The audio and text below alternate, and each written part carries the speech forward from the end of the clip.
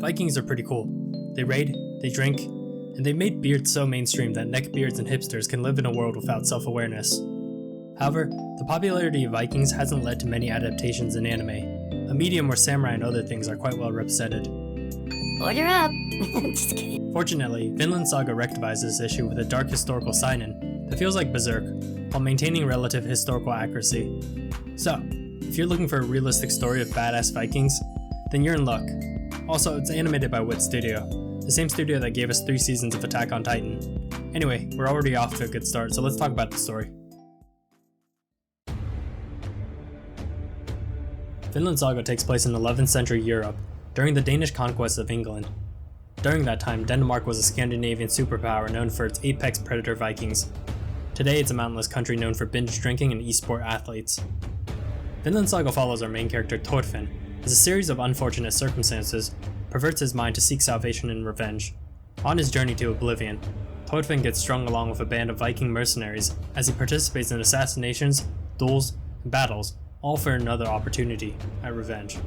It's safe to assume that a revenge story would entail a show full of action, and you wouldn't be wrong there, as Vinland Saga is a show that absolutely nails the action sequences, with phenomenal choreography that leads to intense one-on-one duels and full-scale battles.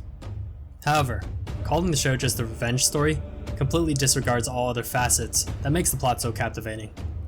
Woven into the conflict are faction politics that naturally makes its way into military strategy and warfare. As we see, when this dude kills this dude, only to realize that this dude was this chick. Like jerking off to a guy that you swore was a girl, the politics and military tactics of the show provides plenty of impactful plot twists that inherently adds weight to each axe and sword swing during duels, assassinations, and battles. Those who appreciate great world building will find an impressive story within Vinland Saga's narrative, as Thorfinn's revenge campaign takes the viewer into battles fought with the sword and battles fought without a sword. Of course, great world building would be impossible without great characters, and Vinland Saga's greatest strength easily revolves around a phenomenal cast of characters with immense character development. So, with that being said, let's talk more about the characters of the show. The characters of Vinland Saga are so good that it sometimes gets confusing who the main protagonist of the show is. Not only that, but the level of nuance and depth will likely leave you confused about who is an antagonist and who is a protagonist. First, we have Thorfinn, who starts the show off as an ambitious child with dreams of traveling to the paradise known as Vinland. However, these ambitions get replaced with revenge, as Thorfinn allows his obsession to consume him. This scene right here accurately depicts Thorfinn throughout the show.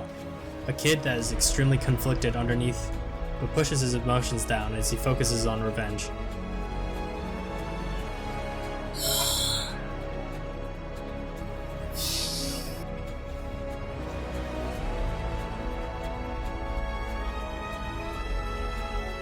When it comes to Thorfinn, you're not going to get some crybaby shonen protagonist proclaiming long-winded speeches about friendship, because unlike Twitter, Thorfinn understands the amount of fucks the world gives.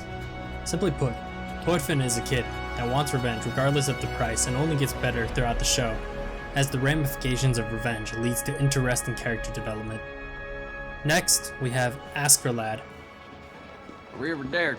Next, we have Ashalad, who is arguably the greatest protagonist that doesn't have white hair. As the leader of a Viking mercenary band, Ashalad is incredibly charismatic and intelligent, as he navigates tactics with the sword and politics without the sword.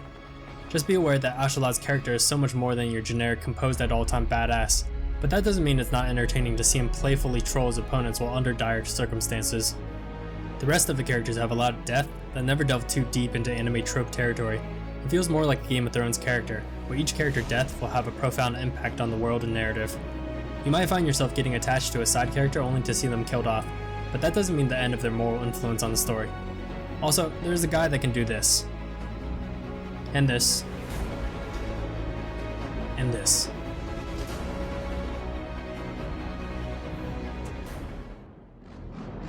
Vinland Saga is a dark historical seinen filled with revenge, pillaging, and warfare. On the surface, we have a show that is filled with impressive action sequences, but beneath the facade we get faction politics, military tactics, moments of despair and conviction through character development. If you're looking for a fan service beach scene, then the best Vinland Saga can do is a roided up horde of bloodthirsty Vikings about to rape and pillage. However, those looking for a mature show of smart writing and dark themes will not be disappointed, as they explore the ramifications of loss and warfare. If you enjoy dark stories like Berserk or the character interactions of Game of Thrones, then I highly suggest you give Vinland Saga a watch. Regardless, I think anyone above the age of 10 will manage to appreciate the masterpiece that is Vinland Saga.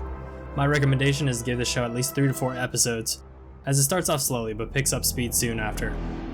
Anyway, that wraps up my recommendation for Vinland Saga. I'm off for now. Take care everybody.